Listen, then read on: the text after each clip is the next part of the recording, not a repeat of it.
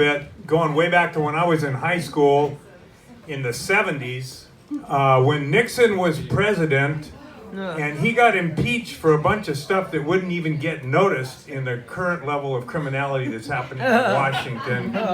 And everything about this time was so different, and I'm just going to try to contrast that. So I'm in high school at the time, driving a 55 Chevy. I got lots of hair, and it's way out to here, because that's what people were doing then.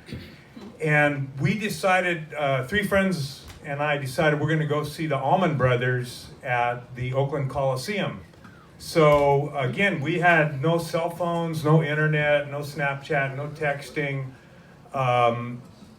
Anyway, managed to get the tickets. I don't even remember how. I think I made a phone call, and I think they were mailed to me. But I had paper tickets. So we load up, the day finally arrives, because I got them like a month in advance. By the way, speaking of the current administration, do you know the difference between Trump and the Hindenburg? What is it? One is a flaming Nazi gas bag.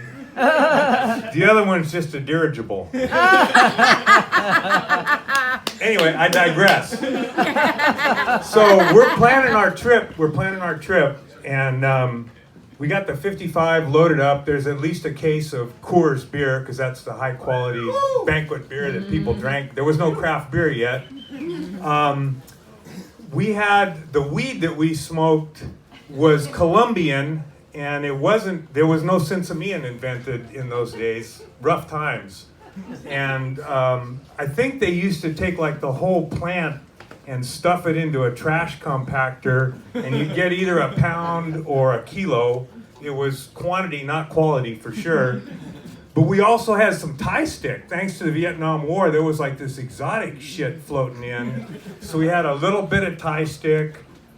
We had 6 4-way hits of window pane acid, because, you know, when you're 17, what's better for your frontal lobe than taking LSD?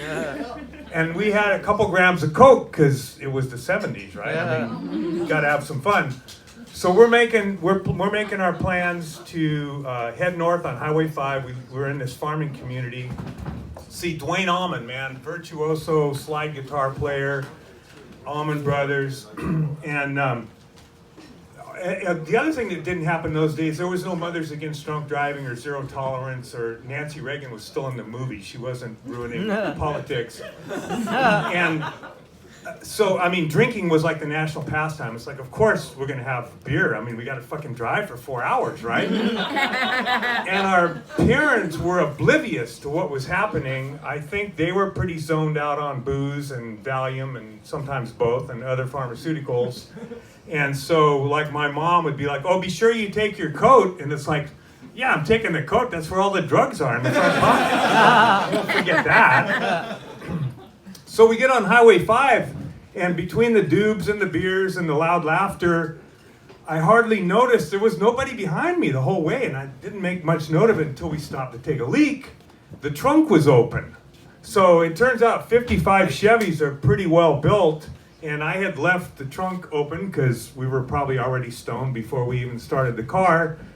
And it sort of foretold the whole trip, the whole adventure. So we made it to San Francisco to pick up another friend, and we made 2 fateful decisions. One was good, one not so good. We decided we better take the Muni bus over across the bridge to Oakland because we were too drunk to drive.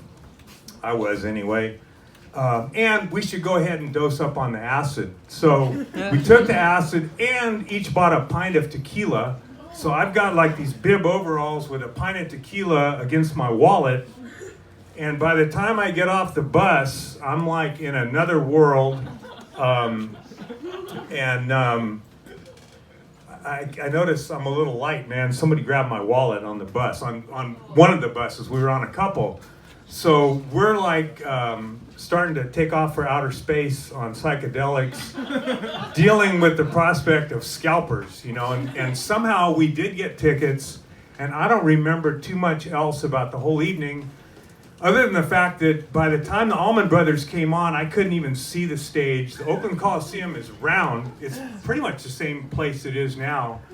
and it looks like a wheel, except when you're tripping, it looks like a freaking gyroscope. And it was like, I couldn't stop staring at the ceiling. It was just like overwhelming. It's like, how are they doing that? So we somehow survived this whole thing, found a bus ride back home, found the apartment we were staying at, and ended up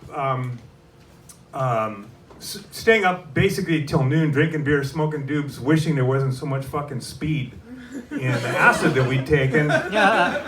And so I realized life is short, but acid trips are long. And it reminds me of something my grandpa said. The thing about, I'm noticing I'm getting old because I'm spending time like in the ointment section at the supermarket.